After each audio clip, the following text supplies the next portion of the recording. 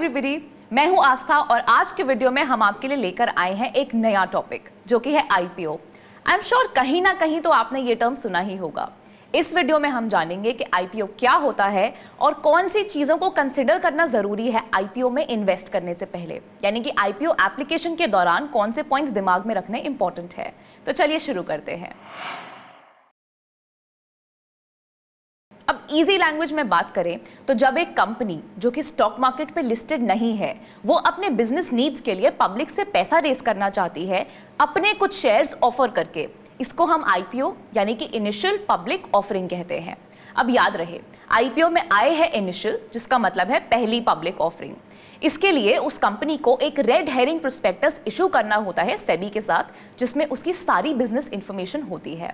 अब जब कंपनी ऐसा पहली बार करने जाती है उसको हम आईपीओ कहते हैं। आईपीओ में निवेश करने से पहले सबसे ज्यादा जरूरी है यह जानना कि आईपीओ से जो पैसे जुटाए जाएंगे कंपनी उसका इस्तेमाल कैसे करेगी। क्या ये ऑफर फॉर सेल होगा या फिर फ्रेश इशू होगा।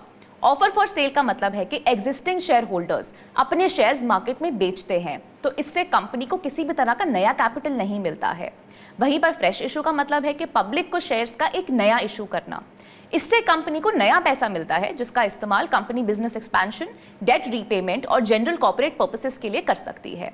इशू ऑब्जेक्टिव की जानकारी होने पर इन्वेस्टर्स एक इन्फॉर्म्ड डिसीजन ले सकते हैं। अब निवेश करने से पहले प्रमोटर्स के बारे में भी जानकारी होनी जरूरी है। प्रमोटर्स का बैकग्राउंड और हिस्ट्री जानना इंपॉर्टेंट है, क्योंकि मेजरली उनके एक्शंस और डिसीजन से कंपनी की डायरेक्शन तय होती है। इसके साथ उनके कंपेटिटर्स की भी जानकारी जरूर लें और उससे कंपनी के फाइनेंशियल्स के साथ मैच करें। अगर कंपनी का ट्रैक रिकॉर्ड अच्छा है तभी निवेश करें। निवेश के समय कंपनी के प्रोडक्ट्स और सर्विसेज के बारे में अच्छे से स्टडी करें। निवेशकों को यह समझना बहुत जरूरी है कि कंपनी किस तरह के प्रोडक्ट्स या फिर सर्विसेज प्रोवाइड करती है, उसका आज के जमाने में और आने वाले सालों में कितना रेलेवेंस है। अगर प्रोडक्ट साइक्लिकल हैं तो उसकी पीक की जानकारी होनी भी उतनी इंपॉर्टेंट है। अगर आप प्रीमियम ब्रांड्स में निवेश करने की सोच रहे हैं तो ब्रांड वैल्यू और इंटेलेक्चुअल प्रॉपर्टी की जानकारी जरूर लें, क्योंकि इससे ब्रांड के रॉयल्टी इनकम के बारे में आपको इंफॉर्मेशन मिलेगी। अब अगर कोई सेक्टर अच्छे रिटर्न्स दे रहा है तो इसका यह मतलब नहीं है कि उस सेक्टर की सारी कंपनीज अच्छे रिटर्न्स देंगी। निवेश के पहले कंपनी के फंडामेंटल्स की जानकारी जरूर लें।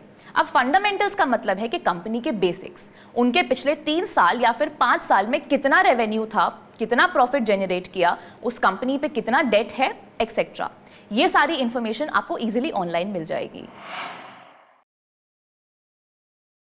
अब एक नए आईपीओ को लेकर मार्केट में कितना क्रेज होता है, इसका आइडिया तो आप सब्सक्रिप्शन नंबर से लगा ही सकते हैं।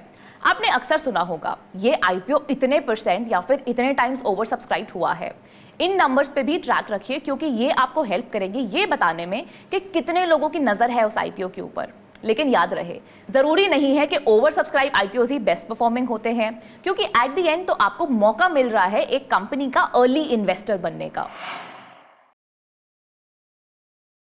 आप अपने अकाउंट से एक ही एप्लीकेशन भेज सकते हैं, तो इसे अपने आईपीओ अलॉटमेंट के चांसेस बढ़ाने के लिए यह जरूरी है कि आप अपने साथ साथ अपने फैमिली मेंबर्स के अकाउंट से भी एप्लीकेशन भेज दें।